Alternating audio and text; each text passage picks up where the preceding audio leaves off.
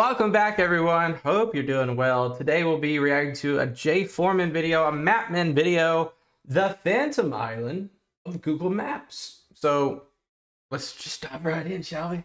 Today's episode is about things which appear to exist, but which don't. Welcome to Mapmen. I'm the men, and here's the map. Mapman, Mapman, Mapman. They are so freaking creative. Many years ago, being an explorer was the best job in the world. The perks were obvious. Months at sea, far from loved ones, with a good chance. Being an explorer, do you have what it takes? Attributes. Ego, strong sense of God-given superiority. Communicating with locals by shouting in English with slight native accent. Strong British surname for naming places after self. Examples: Gullop Bay, Bog Davis Fernley Truffle Hamlet, Lane. Perks, boats. Natural inclination against variety of potentially deadly diseases. Salary, glory. Chance you might starve to death. Love it. But these days, there's no such thing as an explorer. And what do you want to be when you grow up? An explorer. Well, you can't because of Google Earth. Satellite technology was the death of discovery, as new aerial images could be used to perfectly map every inch of terra. Hang on, what was that? What was what? Go back a bit. But it's just ocean. There, that black smudge. Huh. Something in the sea has been censored. Oh, my mistake. This is the pre-2012 Google map. In the up-to-date one, it's just empty ocean. Wait. What? That's an even bigger mystery. It's time to do some research. I've just read a Wikipedia summary of this incredibly boring book, and it turns out Oh my god. this is the location of an island discovered by Captain Cook in 1774. Cook was sailing in the South Pacific doing what he did best, looking out for land either small enough to be a crash hazard or big enough to colonise. And he succeeded, successfully spotting a small and previously unknown sandy island. In a say-what-you-see naming tradition befitting a man associated with Australia, he named it Sandy Island. Sandy Island went on to appear on lots of maps, right up until 2012. But it oughtn't have, because it turns out Sandy Island has never and never has existed. Sandy Huh? Island is what's known as a phantom island, an island that's marked on maps and believed to be real, but which was never actually there. So if there was nothing there, why did Captain Cook think there was? And why did it stay on maps for so long? And how did this mistake go uncorrected for so many hundreds of years right into the age of satellites? The best way to answer that is by looking at lots of famous examples of phantom islands throughout history, each with their own explanations. And thankfully, I've made a list. So have I. I'll start. Reason number 1. Sailors often got lost. The sea is big, with very few landmarks. So, back when they didn't have reliable navigation systems, or fancy boats, or fresh fruit, you can understand how, on a cloudy and very stormy night, it wasn't easy to find your way to Kenya. Can you imagine that? Oh my god.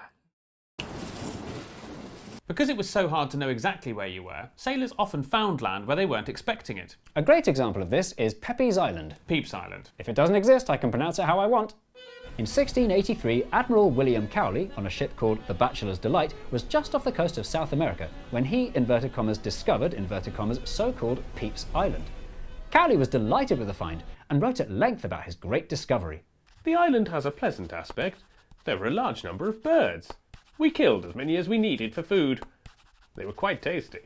Pepys Island appeared on 110 maps over the following century, despite no one So this is off of the Argentinian coast. but Cowley ever catching a glimpse of it. Okay. Many sailors tried to find Pepys Island, including Captain Cook, but no one ever managed it. In the 19th century, historians looked at Cowley's extensive descriptions and sketches of Pepys Island and noticed that they had a striking similarity with the Falklands, 280 Oh my god. miles further south. Cowley had been in the Falkland Islands all along, and Pepys was finally pooped. Reason number 2. My turn. Reason number 2. A trick of the light. Not all phantom islands are a result of navigational error. Even when sailors knew exactly where they were, they might not have known exactly what they were looking at. In 1821, Captain William Elliot spotted an island with high mountainous land between Australia and South America. He named it Emerald Island. So, if there was nothing there, then what not on earth was he looking at? Because he was in such a cold part of the world, Elliot had likely fallen victim to a special kind of mirage. Normally, things like this pack of sea ice, which are straight ahead, appear to be straight ahead. But when a temperature inversion occurs, with cold air on top of hot air, a duct can form which distorts the light's path, meaning this pack of sea ice now appears to be high in mountainous land, which is precisely what Elliot said he... That's insane science right there. So we're gonna have to rewatch that. Sea ice, which are straight ahead, appear to be straight ahead. But when a temperature inversion occurs, Temperature inversion. with cold air on top of hot air, Because hot air is usually on top of cold air. Hot air usually rises, cold air usually falls. a duct can form which distorts the light's path, meaning this pack of sea ice now appears to be high in mountainous land. So temperatured air can distort the line of sight because of light, because of how light passes through certain air. Is that following? What? Weird. Which is precisely what Elliot said he saw. These mirages are known as Fata I love how he has that marker still on him. Morganas, and as these terrifying pictures of floating boats prove, could be very convincing. Dude, this looks like something out of a video game. Non-existent Emerald Island featured boldly on maps for almost 100 years, partly because nobody could be bothered to sail all the way back here just to check. Reason number 3. The thing discovered is real, is really there, and is land, but isn't an island. One example of... Oh, we have to take this. Sorry. This just in. A local boy has reportedly taken home a rare golden goose after climbing a beanstalk and overcoming an evil man-eating giant. Breaking news, an unsuspecting goose farmer has had his golden egg-laying bird stolen by a tiny man accused of breaking and entering. She hadn't expected to see him come home with the biggest jackpot in make-believe history. Putting hard-working giants out of business. Clear sign of magic as a force for good. Witchcraft It's gonna be some sort of app, being used by criminals. obviously. Do you ever get the feeling it's hard to know whom to trust when you're consuming news? Yes, and that's why more and more people are using Ground News, Never mind. an app and website that lets you compare related news articles from across the world. Who are you? With many media companies serving up algorithm-based news Bro's got a child's table.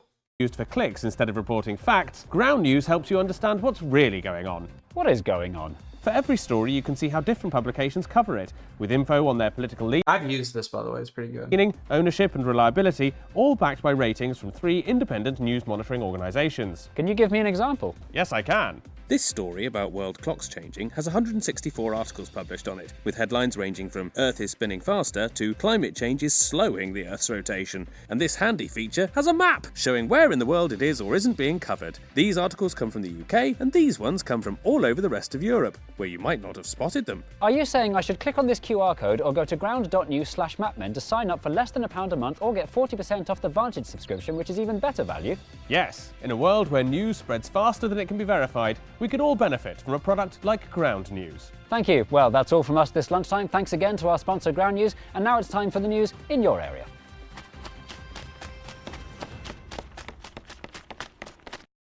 Right, where were we? Ah yes, things that weren't islands. The name California historically refers to a long stretch of the west coast of North America, only the top half of which ended up as part of the USA.